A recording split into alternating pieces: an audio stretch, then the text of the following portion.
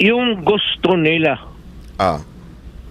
As a matter of fact, magtanong ako sa kanila before before the start of any official proceedings.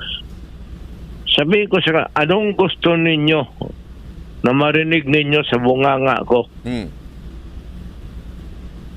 Ganon ang ano ko. O, di ba? Ang linaw po nun. Ano ba gusto ninyo? Sabihin ko. Ay, sasabihin ko na. O, kung ano yung gusto nyo marinig sa bunganga ko.